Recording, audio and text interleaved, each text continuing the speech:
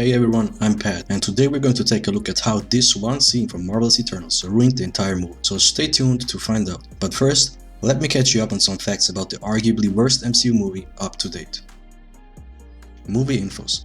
Eternals is the latest MCU movie entry as of February 2022 with an estimated production budget of about $200 million.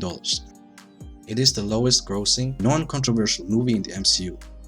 The movie hit $402 million at the box office, and therefore it is not an utter failure, but not a bona fide success either.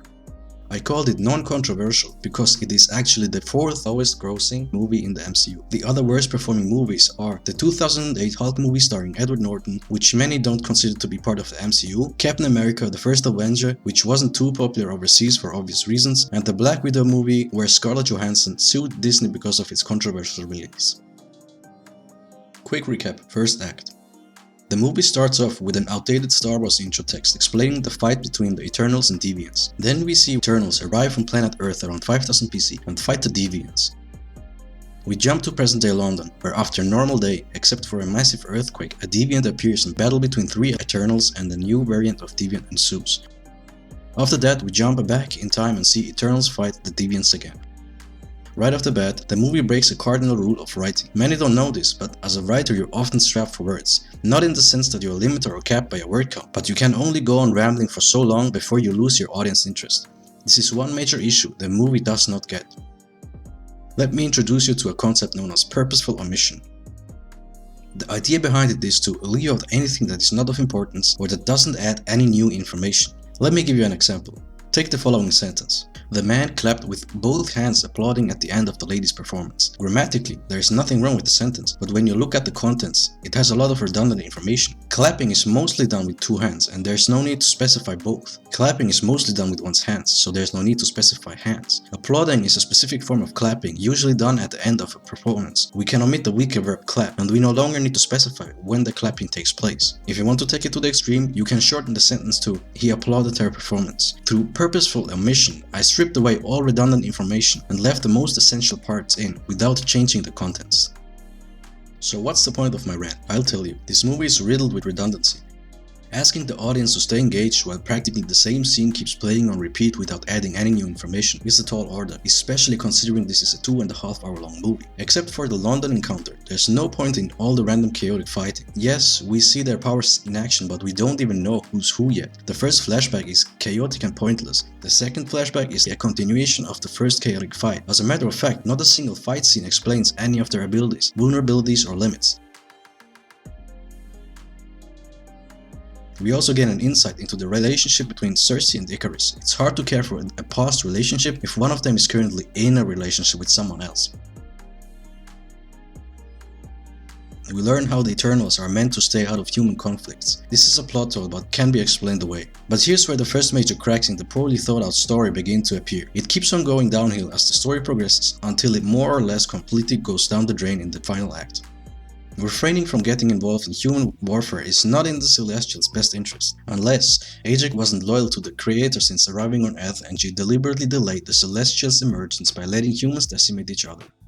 One could argue though, that humanity needed warfare to develop their intelligence to a certain level. This is just a minor plot hole. I give the writers the benefit of the doubt and accept it. I know the sole reason why the Eternals stayed out of the fighting was because they needed an explanation for their absence during Avengers Endgame. It's kinda stupid, but I won't fault the writers for that.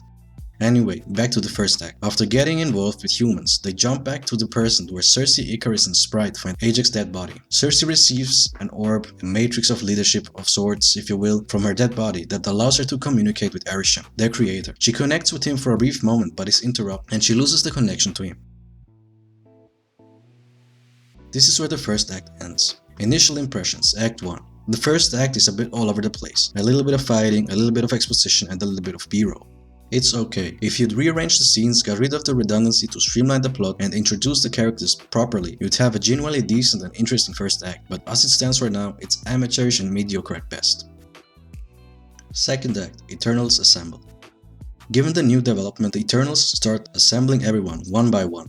I don't know if it's a lack of creativity or a general writing inexperience, but the redundancy in the second act is through the roof. Over the course of an hour or so, they gather all the Eternals. Tell me if you're able to spot a pattern here. They go to India, chill for a bit and recruit Kingo. They go to Australia, chill for a bit and recruit Gilgamesh and Thena. They go to Latin America, chill for a bit and recruit Druig. They go to America, chill for a bit and recruit Phaistos. And lastly, they go to their spaceship where Makari is waiting. You won't get away with spending the bulk of the movie depicting the same scene over and over again, expecting the audience to stay engaged. To be fair, the 6 recruitment scenes are broken up by exposition coupled with the terribly revealed plot twist and a chaotic fight, but other than that, it's mostly the same scene playing over and over again. There are a few interesting developments in the second act. We learned that the Eternals are basically Decepticons. So you're saying we're basically fancy robots? Turns out we are the bad guys. Also, Gilgamesh dies and his powers are absorbed by the main deviant. The deviant evolves and escapes, but not before stating his objective, which is a mistake. I'll explain in a bit why. We just wanted to survive. The second act concludes with the gang gathering at the spaceship.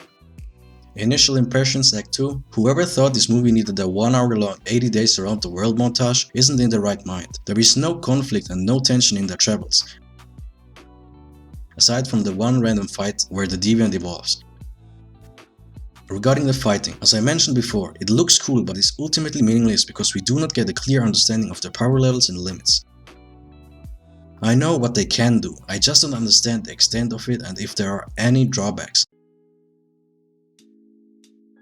Same criticism applies to the generic canon for their monsters. Without laying down a few ground rules, the audience won't be invested in the fights. Third act, the showdown. Phaistos immediately comes up with a plan to solve the celestial problem, but Icarus turns on them. He turns out to be loyal to Arishem and intends to see the original plan through. You were never gonna let us stop the emergence. No. He flees together with Sprite and they watch a volcano give birth. Meanwhile, the others proceed with their plan and finish the necessary preparations to stop the Celestials' emergence. And here's where the writers mostly gave up and copy-pasted the final act of Transformers 5.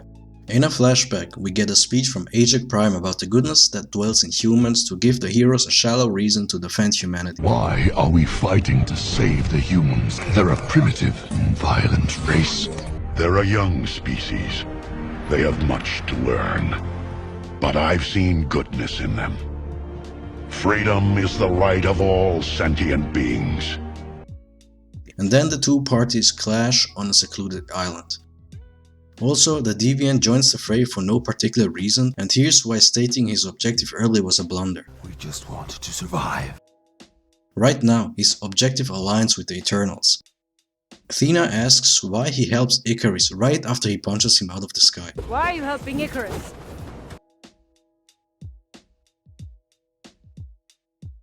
At this point I was convinced.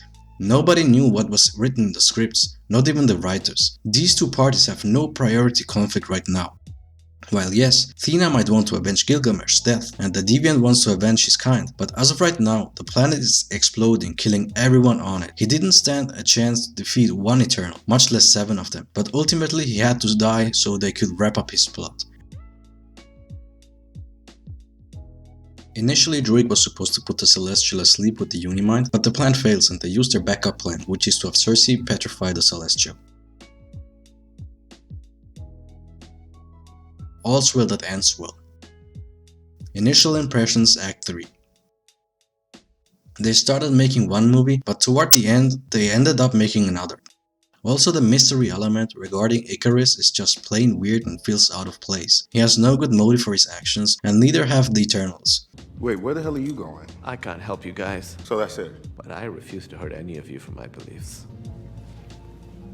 And that's where the bad writing comes into play. I mean, the bad writing is all over the movie, but the key elements, motivations, objectives were so poorly planned from the beginning and it shows. Overall impressions.